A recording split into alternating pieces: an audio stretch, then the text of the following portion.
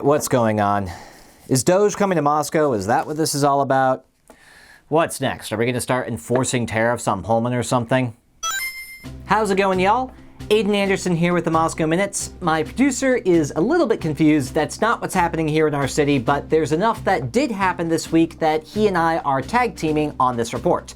Let's get started. The county commissioners had a couple highlights this week.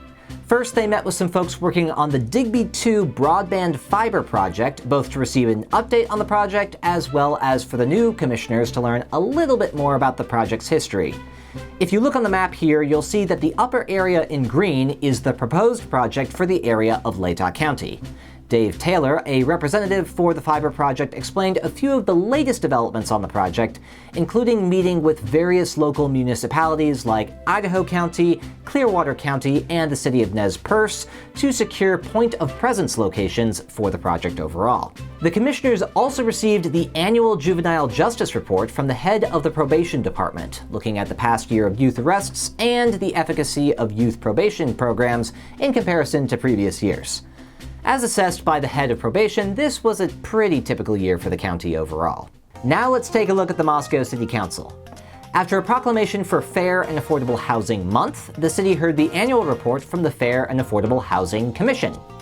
Commission Chair Casey Holcomb Hawks reviewed their past year of activities, including fair housing training, educational efforts at various city events, their tenants' rights and responsibilities brochures, and their ongoing partnership with the U of I Legal Aid Clinic and the Intermountain Fair Housing Council. Fire Chief Brian Nickerson also took the stand to deliver the annual report from the Moscow Volunteer Fire Department.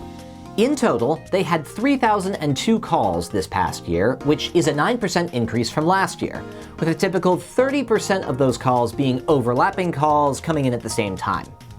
Activities this year included assisting the Idaho Department of Lands with several wildfire incidents, updating their records management system, expanding the firefighter stipend program, and hosting multiple training events.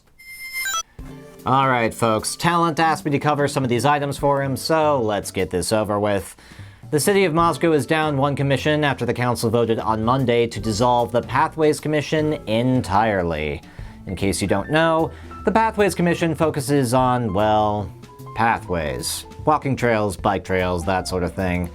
They were established as a task force back in 1994 and became a city commission officially in 2015. They've since been involved in multiple pathways projects throughout the city. That's changed recently. Having no meaningful agenda items or major projects for some time, the Pathways Commission itself voted to recommend its dissolution to the City Council in February. Their responsibilities are largely redundant with the Transportation and Parks and Recreation Commissions, and it'll help ease some pressure on the city budget. The City Council generally agreed that the dissolution was the right move to make, with the exception of Sandra Kelly, who was concerned about potential future projects and about voices not being heard by the city. They voted 5-1 to repeal the section of city code that establishes the Pathways Commission, and so now there's one less meeting to keep track of. This next item has a doozy of a name.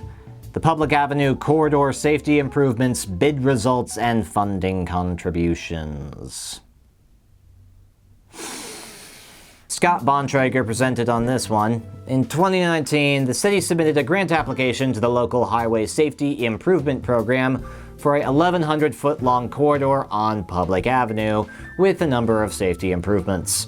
The Idaho Transportation Department put out a bid request for the project and has since received 5 bids ranging from $1.81 million to about $2.45 million.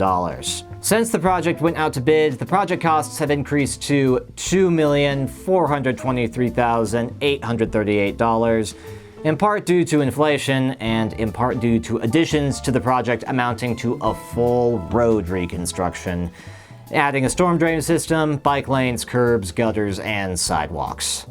This resulted in a shortfall of about $450,763. The city will be responsible for making up for the shortfall as part of their needed funding contributions to the project, and at this point it makes more financial sense for them to do so than to back out of the project altogether. Beyond that, the council is excited about the safety improvements the project will add to the area, and thus they unanimously approved sending out a letter of approval on the lowest bid for the project, as well as sending out the necessary funds to make up the shortfall. Last item on the agenda. Why are we doing this? What's with the dramatic entrance? All right. Nope. I'm done.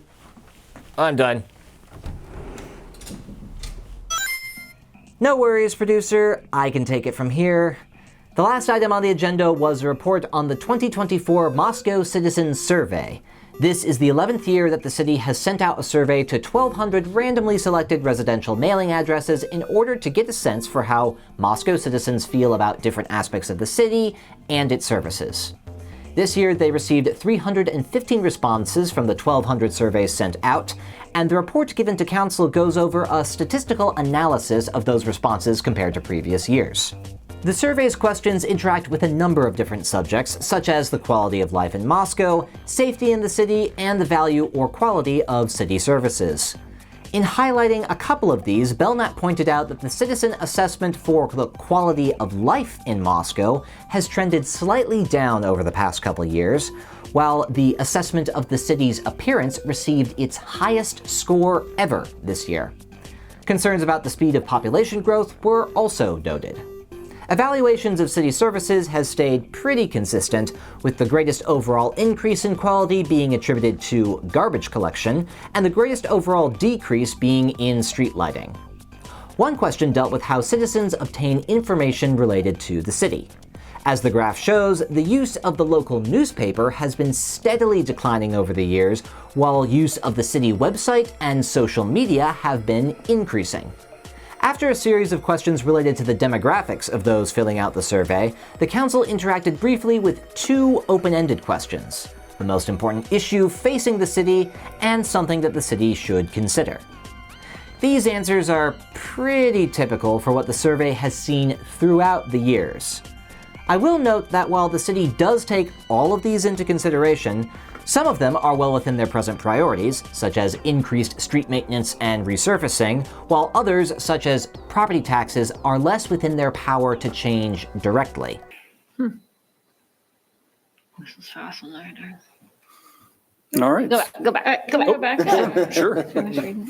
It's in your packet too. Lower That's for the property city. taxes can. Okay. Sorry. Okay. Councillor Bryce Blankenship asked about the survey's sample size.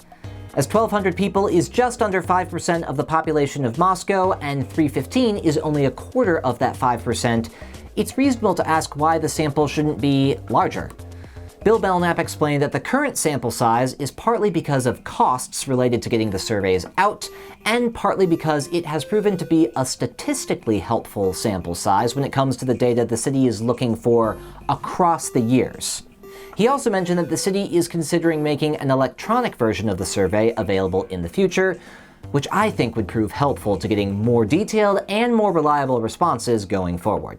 Well, that was a bit of a ride. Between myself and my producer, I'm hopeful we were able to share some interesting information on our local government activities. If you pay attention and stay engaged, there's always something going on. As always, we'll have the relevant links posted with this video, and if you have any questions, please reach out. I'm Aiden Anderson with the Moscow Minutes. We'll see you next time.